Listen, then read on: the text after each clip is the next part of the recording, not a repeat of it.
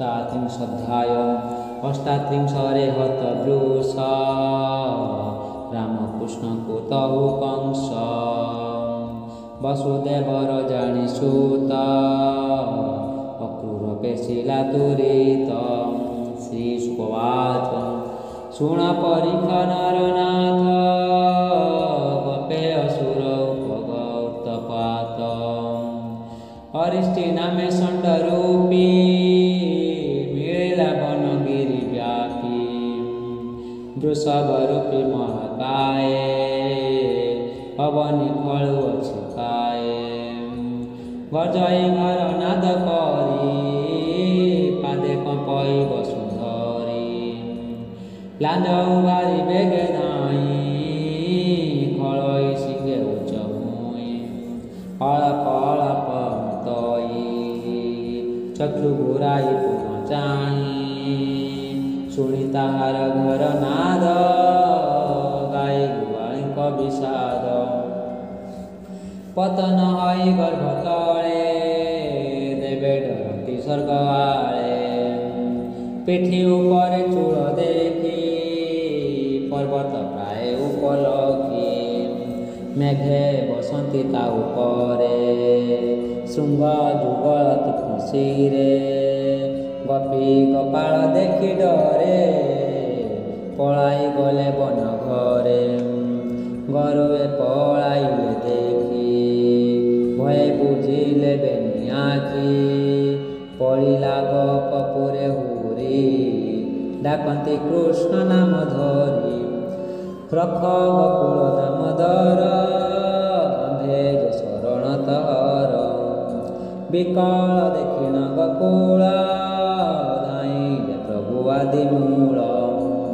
आनंदे तोलिबे निभुज डाकती प्रभु देवराज भय न कर तुम्हे केहि असुर संहारी बिमुहि हेमंत बलि नर हरि डाकिले षण्ड कुआ बरी रे रे द्वैत दुराचार किंपा डराओ गोपपुर दुष्ट दलन नामर आज पेशी विजमपुर धाइले बाहनाद करी स्वर्गे देखती देवनारी गोविंद देले करताल शुणी असुर संभाल पछे अछंती भावग्राही बालक कंदे हस्त दे कृष्णर शुणी करताली कपे असुर कर जली पुरे खलई मही स्थल लांज बोलाई अंतराल मेघे उड़िले लांज बाए निश्वास कर तल बहे आगे भारी शुंभ दुई चक्षु बुझिला कृष्ण छाई बेगे धाइला धतिकारे वज्र जे सनेन्द्र करे आग हईले भावग्राही करे धोइले शुंभ दुई असुर न पारिला जाई पछकु देले बुड़ाई असुर पाई महात्रास घुंचिला भेड़ा अष्टादश जेने उबारिले निगज पछ घुंचिले देवराज दैत मूर्छागत हई पुणी उठिला ज्ञान पाई धाइला पवन उफर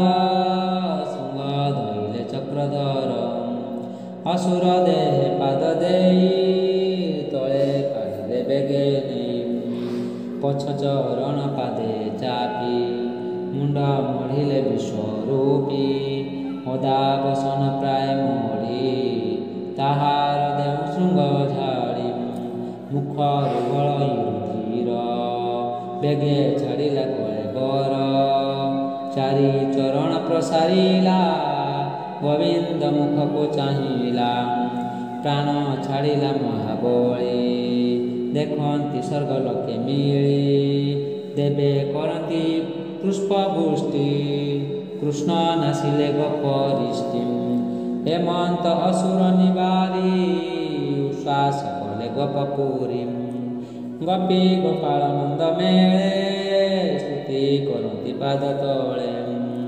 ଗୋପୀଏ ଚାହାନ୍ତି ଶ୍ରୀମୁଖ ଖଣ୍ଡିଲେ ଜନ୍ମ ବନ୍ଧୁ ଦୁଃଖ। କୃଷ୍ଣ ଚରଣେ ଦେଇଛି ତ କହି ଦାସ ଜଗନ୍ନାଥ। ଇତି ଶ୍ରୀମଦ୍ଭାଗବତେ ମହାପୁରାଣେ ପରମହଂସ ସଂହିତାଂ ଦଶମ ସ୍କନ୍ଧେ ଷଣ୍ଡାସୁରଭକ୍ଷଣं ନାମ अष्टात्रिंशोऽध्यायः। भीमशापेरणे भङ्गमुनेरपि मतिभ्रम यदि सुधम वाम दर्शन विद्यते तदीयं वस्तु गोविन्दतुभ्यमेव समर्पयेतेन तद्रिं कमले रतिं मे श्वासतिम्।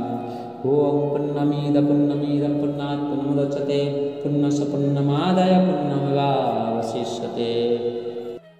माता च पिता त्वमेव बन्धुः सुसुता त्वमेव विद्यां द्रविणं त्वमेव सर्वं मम देव। ॐ नमो भगवते वासुदेवाय श्रीपरमात्माय नमः श्रीगणेशाय नमः। श्रीमद्भागवत महापुराण दशमस्कन्धकलीला चतुर्विंशोऽध्याय पूर्वाध्याय शेष कथा 39 व्यवस्था।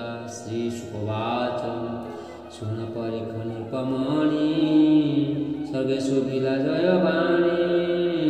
आकाशे थिले जे नारद जानिले षण्डासुर बध। मन आनन्दे देव ऋषि कृष्ण महिमा परशंसी। मथुरा नगरे मिलिले कंस राजार सभा तले। देखि उठिला भज वीर नमिला मुनि कपयर। आनन्दे शिरे कर दे आसने बसाइलाने। सभावे भज वंशे राजा मुनि चरणे कला पूजा। कुशल बारता पचारि विश्वास करि पाद धरि। कंसर भक्तिरे नारद कहन्ति पाई मने खेद। तू राजा मोहर विश्वास मोर वचने तोर आस। तोते मोहर चिते देवया पूर्वे मु करिअछि जाहा। तू ताहा न शुणिलु कन्ने बे मरिबु अल्प दिने। शुण कहि मन खेद मो मुखु न स्फुरै वेद। देवता माने नृत बई तोर मरणे कूट करी। गोपे जादव अवतारे देवकी वसुदेव घरे। हरिंकी कराइले जन्म विणय कलाइले कर्म। अष्टम गर्भे नारी राते प्रसविला मुरारी। तोर विणय ताहा नेई हइला नंद घरे थोई। कनाए थिला तार घरे जहा कचाड़िलु शिलारे। तोहर हस्त शून्य गला तेबे ज्ञान नत नहिला। रहिनी वसुदेव नारी पलाई गला तते तोरी डरी। ताहार गर्भ होइथिला सेहि कुमारी प्रसविला। हरिर अंशे अवतार से तोते मारिबे निकर। राम गोविंद बेनि भाई बढ़िले गोपपुरे थाई। वसुदेवर मित्र नंद से तोते कला एळे छंद। पुतना आदि षण्डा जाए सबु मारिले बेनि पय। इंद्रर दर्प परिचूर हते तलिले गिरिवर। कालिया थिला काली दहे पलाई गला तार भय। कहिबि केते गुण तार वेद। देव दानवे अगचर हेमंत बलि मुनि वर। कहिले समस्त विचार। शून्य सुर थरहर कातरे कंप शरीर। तीक्ष्ण खड्ग घेनी करे बेगे उठिला कप भरे। वसुदेव को अणाइला अनेक माड़ मोड़ाइला। हाणिब बोली कप भर नारद धइले ताकर। नारद वचने विश्वास पादे भरिला लह पास। धन संपद दूर कला बांधि मंदिरे रखाइला। कंस को कही ब्रह्मासुत आकाशे चढ़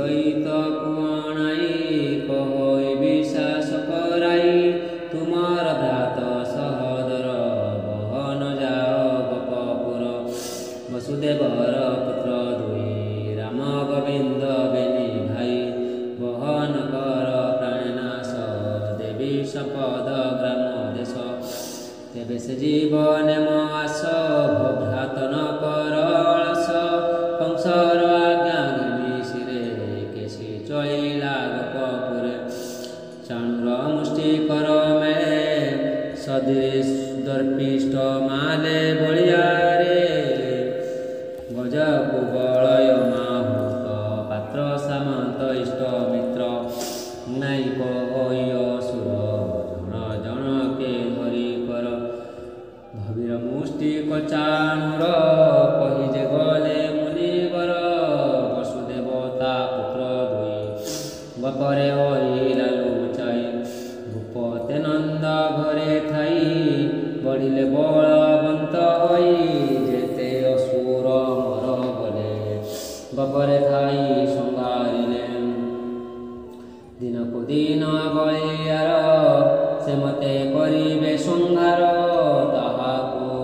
ତାହାଙ୍କୁ ଅଣାଇବି ଧରି ମାରିବି ଯୁଦ୍ଧ କରି ମାଲ ବିଧାଣେ ମରାଇବି ତେବେଟି ଜୀବନ ପାଇବି ଦେବଇ ସମ୍ପଦ ବହୁତ ତୁରଙ୍ଗ ଯୁଦ୍ଧ ଶୁଣ ପାତ୍ର ମନ୍ତ୍ରୀ ବର ମଞ୍ଚା କରାଇବ ପାର ସଭାଏ ଭିଆଇଲା ତୁମେ ସକଳେ ଦେଖୁଥି ଶୃଙ୍ଗ ସଭାଏ ଭିଆଇବ ତୁମେ ସକଳେ ଦେଖୁଥିବ ଦେବକୀ ବସୁଦେବ ଆସି ମଞ୍ଚା ଉପରେ ଥିବେ ବସି ତୁମେ କରିବ ମାଲରଣ ଦେଖିବେ ପୁତ୍ରଙ୍କ ମରଣ ମାହୁତ ଥିବ ରଙ୍ଗ ଦ୍ୱାରେ ପଶିକୁ ବଳୟା ପୀଡ଼ରେ ଲୋକେ ଗୋଥାଇବେନି ଭାଇ ମାରିବ ସଭା ତଳେ ନେଇ ଅନେକର ଧନରତ୍ନ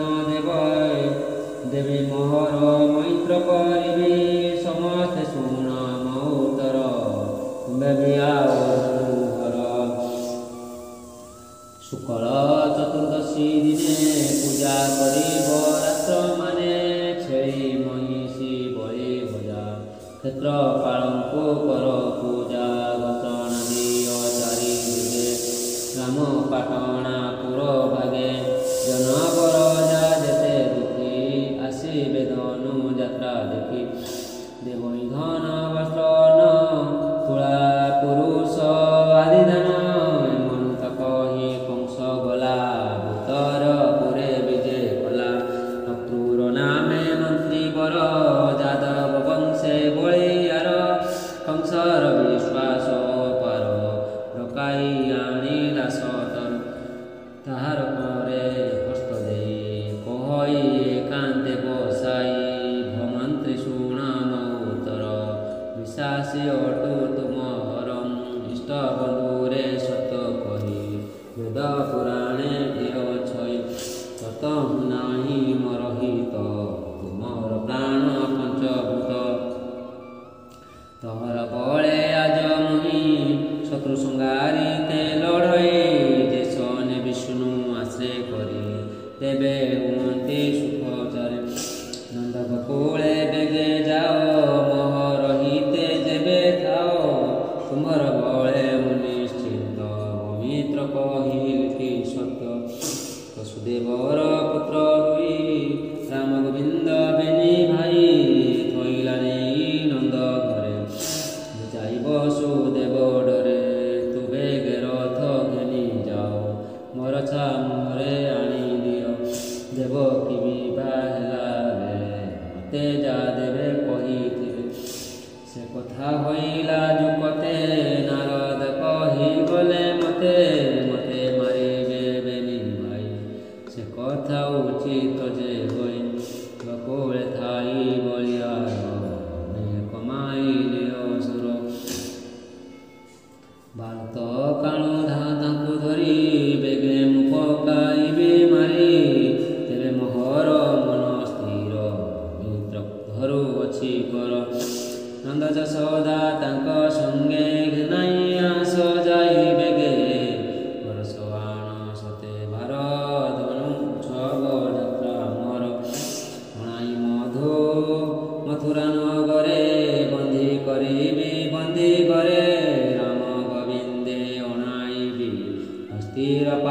ନଥାଇବି।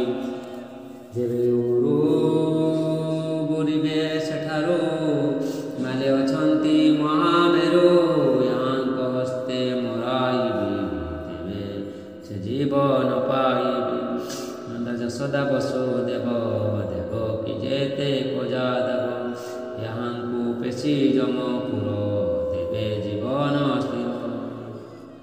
ଉଗ୍ରସେନଙ୍କୁ ଧରି ଆଣି ଏଠାରେ ପକାଇବି ହାଣି। ଦେବକ ନାମେ ତାର ଭାଇ ମୋର ମରଣ ସେ ଲଢ଼ଇ। ମୋର ବୈରିଛନ୍ତି ଯେତେ ଭମିତ୍ର ମାରିବି ମନ୍ତେ। ତେବେ ସେ ମହି ଅକଣ୍ଟକ କରିବି ମୁଇଁ ଏକ। ଶ୍ୱଶୁର ଜୋରା ସଙ୍ଗ ମୋର ସଙ୍ଗୀତ ଦିବିତ ବାନର। ଆବର ନାରକାସୁର ସୁବୁଦ ବାଣାସୁର। ମୋର ପଛେ ବଳିଆର ମତେ ଡରଇ ସୁନାସିର। ଭୂଇଁ ତ୍ରଜାଅ ବେଗେ ବେଗ ହୋଇ ଧନୁ ଛବ ଯାତ୍ରା କହି। ବହନ ଆଣ ବେନି ଭାଇ ମିତ୍ର ମୋହର ଯେବେ ତୁହି। ମନ୍ତ କଂସ ବଲି ବଲ ଶୁଣି ଅକ୍ରୁର ମନେ ମନେ ଗୁଣି। ବଲଇ ଶୁଣ ନରନାଥ କଥା ତୋର ଉଚିତ। ରିପକୁ ବୁଦ୍ଧି ବଳେ ମାରି ତେବେ ଜୀବନ ସୁଖେ ଧରେ। କହଇ ଶୁଣ ନରେଶ୍ୱର ଦୈବ ବଳ ବଳିୟାର। ଯେ ଯାହା କର୍ମ ଫଳ ବଳେ କରନ୍ତି ମହି ତଳେ। ମତ ମାନବ ଦେହ ବହି ଲାଭ ଲାଭ ନ ଜାଣଇ। ଯେ ଯାହା ପୂର୍ବେ ଥାଇ କରି ଭୁଞ୍ଜଇ ସେ ଫଳ ଆଉ। ସକହର ସବେ ନିଖ ପଥେ ମିଳନ୍ତି କର୍ମର ଆୟତେ। ତୋର ଆଜ୍ଞା ଶିରେ ଘେନି ଭମିତ୍ର ଯିବି ଏହି କ୍ଷଣି। ଶୁଣି ହରସ ଭଜ ରାଜା ଅକ୍ରୁଲେ କଲା ମିତ୍ର ପୂଜା। କଂସ ପଶିଲା ଅନ୍ତପୁର ଅକ୍ରୁର ହଇଲା ବାହାର। ପଥେ ସେ ବିଚାରଇ ମନେ କୃଷ୍ଣଙ୍କୁ ଦେଖିବି କେ ଶୋନେ। ସତେ କି ଦେଖିବି ଶ୍ରୀମୁଖ ଖଣ୍ଡିବି କୋଟି ଜନ। ବେଳାଯିବା ଭଳେ ଯାଇ ଗୋବିନ୍ଦ ପାଦେ ଚିତ ଦେଇ। କହଇ ଦାସ ଜଗନ୍ନାଥ ଅକ୍ରୁର ସଜ କଲା ରଥ। ସେ ରଥ ପଛେ ଧାଇଁ ଥାଇ ଧୀରେ ମନ ଯାଉ ଗୋପପୁରେ। ସୁଜନେ ଆସ ସଙ୍ଗତରେ କୃଷ୍ଣ ଦେଖିବା ବେନି ଡଳେ। ଅକ୍ରୁର ରଥେ ମନ ଥୁଅ ସଂସାର ସୁଖେ ଧ୍ୱଂସ ନୁହ। ବାରେ ଦେଖିଲେ କୃଷ୍ଣ ରୂପ ଆଉ କି ଥିବ ମନେ। ତାପତି ଶ୍ରୀମଦ୍ ଭାଗବତ ମହାପୁରାଣ परमहंस संगीतां दशमस्कन्धे अक्रूर सम्प्रेक्षणं नाम चतुर्दशाध्यायः। भीमशापे रणे भङ्ग मुनेरपि मतिभ्रम। यदि सुधं वा दर्शन विद्यते तदीयं वस्तु गोविन्द तुभ्यमेव समर्पयेत्। तेन तद्रिं कमलऋतुं मे च स्वस्वात्यं ओं पुण्यमिदम्।